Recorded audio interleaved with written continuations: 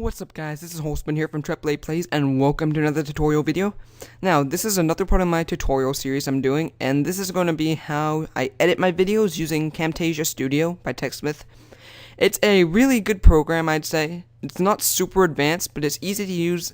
It gets all your editing features you need for YouTube and stuff, and it works really well. I've been using it for a while. I tried other programs like Sony Vegas and stuff, but this is really good for simple editing and does all the stuff I need, so that's why I'm sticking with Camtasia Studio, and I'm going to show you how I edit videos with it.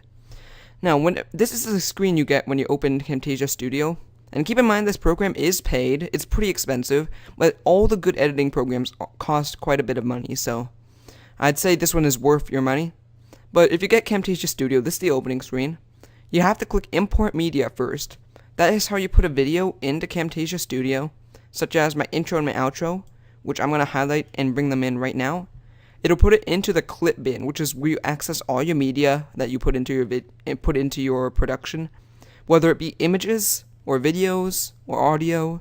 You can put practically any type of file into here, and you can then drag it onto your timeline to put it into the editing area. So this is the video I have chosen in order to edit and show you how it works. This is part of the Captive Minecraft series. I already got this one uploaded, but this is just going to be an example. So in order to pull a video into your edit suite, just drag it into your timeline. And once you drag it in, for YouTube, this menu will pop up. Click on this arrow, 1280 by 720 for YouTube and screencast. It should already be there, but if not, you can change the width and height right there, 1280 by 720, and click OK. So once you have something in, this is my intro here. You can click on this and drag it around to move it around the timeline, or you can click on the timeline to be more specific. If you drag it, it automatically snaps to different scenes. Like, see the end of this intro here? It turns yellow whenever it comes to it because it's snapping to it. That makes it easier whenever you add a lot of details. You can snap to different scenes really quickly. Also, you can do all sorts of stuff with this video clip that you put in the timeline. Whenever I put in my intro here, it's very quiet. I don't think I have this recording system audio, but I'll turn it up so you guys can hear what is going on. Just give me a moment. Okay, so now you should be able to hear the system audio, so when I play this, you should hear it. If not, I'm sorry, but I'm just going to play it real quick. As you can tell, it's kind of quiet, and this is like really low audio, like sound. It's really low. So I need to raise it up so you can actually hear it whenever I put it in the video. So you can click on the audio tab, and there are many audio settings. I'm going to go over the ones I use.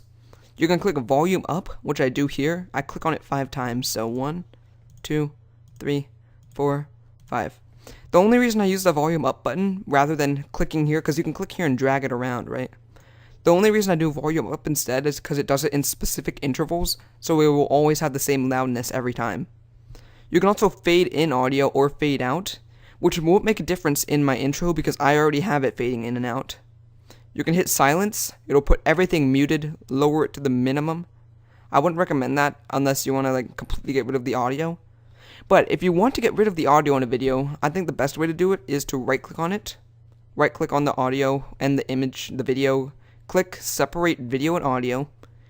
And you can delete the audio here, right? So first I'm going to play it and show you how louder it is. As you can tell, that's louder. I can delete it right here, go back, and play it again. There's no audio here, because I deleted the audio. So if you ever want to remove the audio in a video, whether it be your voice or the game, you can do it by splitting the video and audio, and then deleting the audio. So, yeah. I'm going to add in the next part, which is the clip that I'm going to be editing.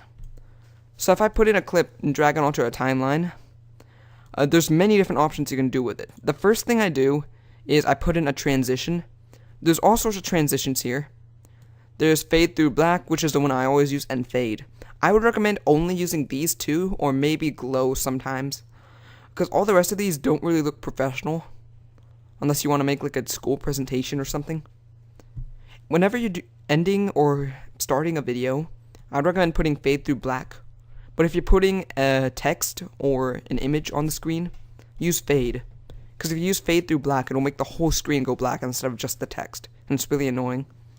So I put the fade through black here. And in the video preview, you'll be able to see. Welcome back, see it faded in. So, also, to remove these black boxes, or the black lines, click on your video right here. Click on these circles and drag them up and down. That removes the black boxes when you render it. It slightly distorts the game, but it's not very noticeable, in my opinion. So that's why all my games are slightly distorted. Also, what you can do is you can click on audio and fade in the video if you want. And when you hear it, it'll fade in and fade in the audio. Welcome back, we're apparently in tree group. Yep, so that's how you do the fades. You can also drag this and make the fade longer, make it go over a longer period of time, or change the volume of whenever it ends, the fade in, fade out. There's all sorts of audio settings you can mess with. That's pretty much the audio and the transitions. I'm going to go over what these other options are right now. So I already told you about the clip bin. It's where you can put in images and all sorts of stuff. I'm going to show you what happens when you put in an image. So when I go over here to pictures and not pictures and icons, for every video, I have a Minecraft logo. This is what I use for my thumbnails. But when you go over it, right here, I move my thing over it. You can see, you can drag it around, you can resize it.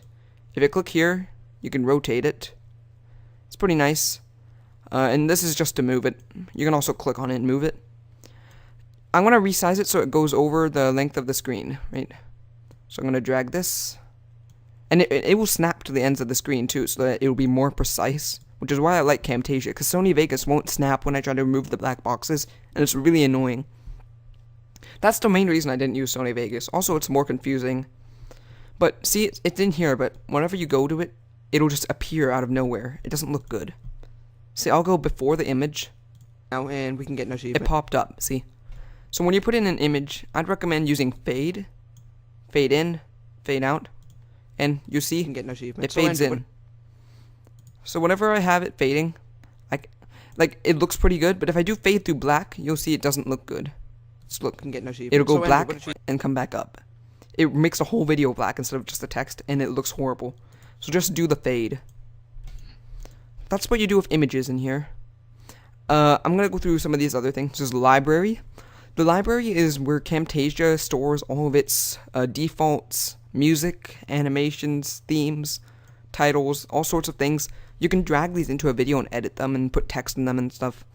They come with Camtasia, and a lot of them look pretty good, but I wouldn't recommend using it unless you want to make special projects and stuff. I never use these when I edit videos.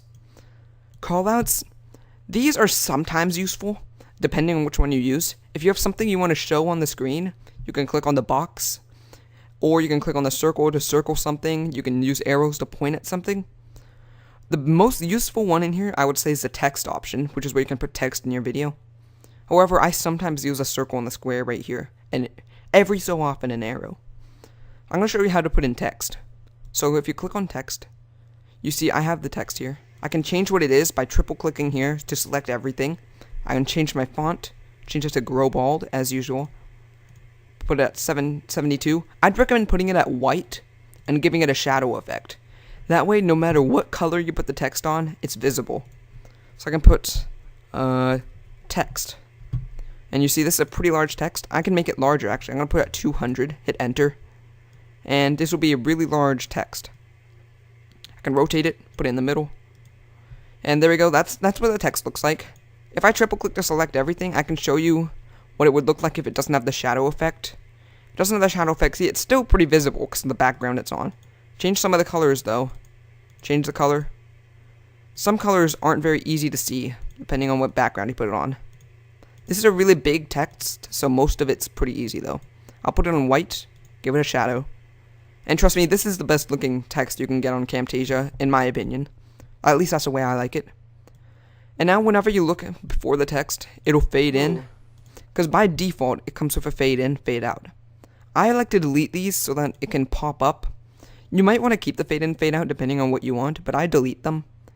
And if you delete them like this, if you delete something in a video, like delete a clip, just click on whatever you want, click split, and it'll split it into two parts, and you can delete whatever part you don't want, right?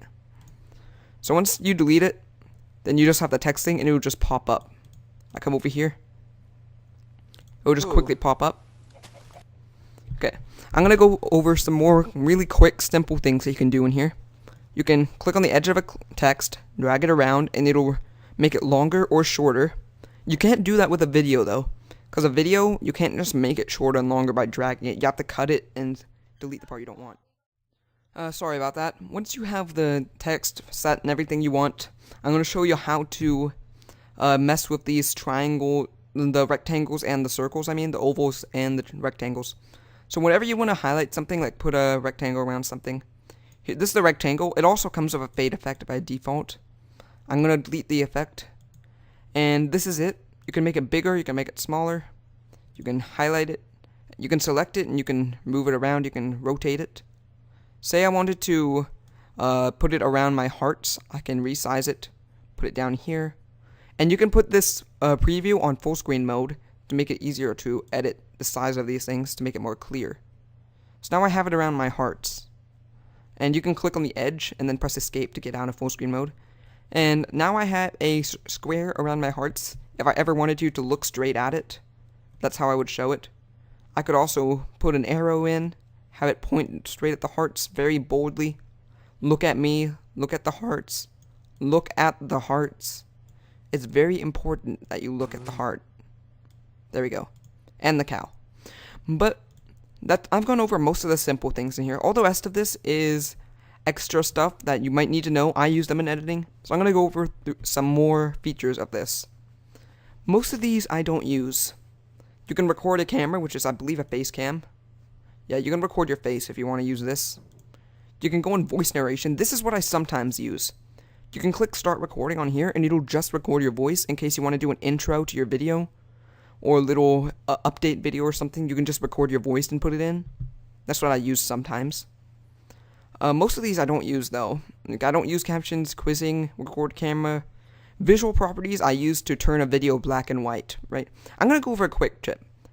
If you want to turn a video black and white, just click on your video and mess with the visual effects down here. Like click remove a color and click on like a random color like red and mess with the effects on here. If you can get it just right, you can get it black and white. See right here? I got it black and white. So now everything's black and white, and it's good for if you want to do like a little update stuff where you can use voice narration, put it in with the black and white, make it look nice. There's also this zoom and pan feature, which is good for if you want to zoom in on a certain scene at a moment or something.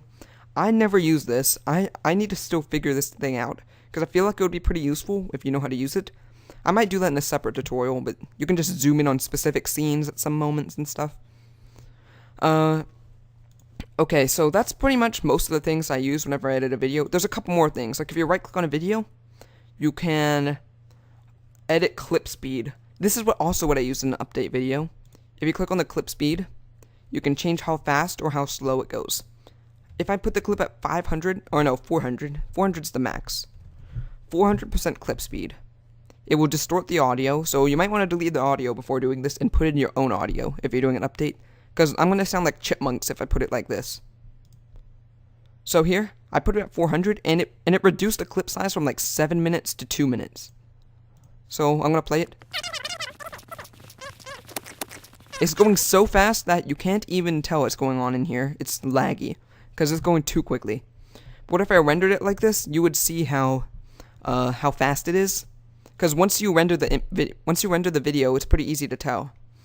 So, and also the audio sounds kind of like chipmunks. It's so fast, you can't even tell what we're saying. So yeah, that's pretty much it. That's how I edit the videos. That's all the settings I use. This is a pretty in-depth tutorial, I'd say, because I went over a lot of things. There's more to learn from Camtasia, though. Like, you can drag these things here, and you can select a certain scene. You can cut that. You can split all. Split all would split everything on one line. If you hit split all right here, it would split every single clip on each of these tracks. You can lock tracks so you can't affect it in any way. See? You won't accidentally touch it. There's all sorts of things you can do. You can rename the track, remove the track, insert track above. There's so many things to learn about all these markers and everything. But I'll go over some of those some other time. You can zoom out on here, zoom in. You can also hold control and drag the mouse wheel to zoom out and in, which is what I use. You can click on a video, and you can cut it. Yeah, here I can cut it. I cut it out. Now I can put it back by pressing Control Z, which is undo. And there's all sorts of things you can do pretty much. But now I'm going to show you how to finally produce the video. So when you hit produce and share, I would recommend going to custom production settings, right? Don't click share to YouTube. There's more things you have to do, like whenever you upload the video to YouTube, rather than do it straight from the program. I'd recommend just hitting custom production settings. Next, go to WMV. QuickTime is also okay, but I would still recommend WMV. It's worked the best for me. So go to WMV, click next. Camtasia Studio, best quality and file size.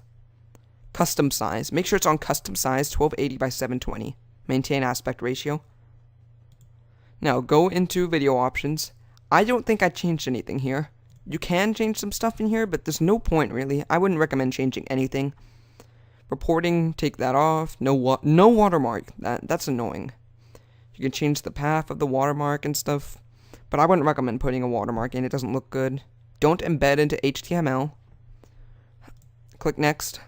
You can change the title to whatever you want. This can be, let's see, Captive Minecraft 42 Meaning of Life, 6 exclamation marks, and you can change the destination folder to wherever you want to put it. I usually keep it on the desktop so it's easy to find. You can organize it into subfolders. I leave that on just so it's easier to tell the difference between videos. And you can turn this so it'll show the production results, post-production, which means it'll leave this open whenever it's done. Whenever it's done rendering, or you can play the video after production, which means right when it's done rendering, it'll play the video automatically. I disabled this because it's really annoying when I'm trying to record a video while rendering, and it'll just play in the middle of a recording. So I'd take that off. Once you have all this set up, click finish. And once it finishes, it'll start rendering the project. It'll take a little while to render. This is a fairly short video, so it's going pretty fast, but some of my longer videos can take 2 hours or 3 hours to render. But it's worth it, because editing a video removes a lot of the problems you have with it, and it's really useful.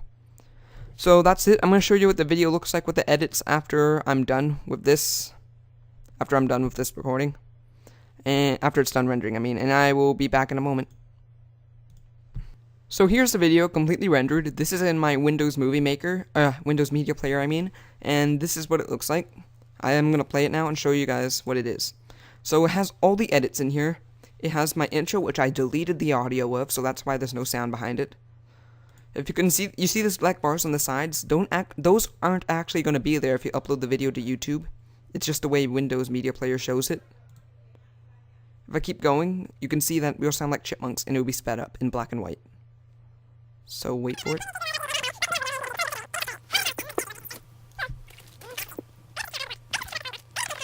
It's beautiful. There's the text. It pops up because I forgot to put the fade in the beginning of it, but then it fades out. I think we sound amazing. There's the arrow pointing to the hearts. And I believe I might have deleted the text. I'm not sure. But it doesn't really matter too much. And if you see the seeds earlier, the green is still not black and white. That's because whenever I messed with the settings, I didn't have any green on the screen to look at. But if you see something like that whenever you're checking the video, you can easily fix it by messing with some more video settings, right? So I'm going to play the rest of this video, and while giving the outro, I hope you guys enjoyed this video. If you did, please like, comment, and subscribe. Come an ace, and I hope you guys enjoy me sounding like a chipmunk for the rest of this time. Have fun.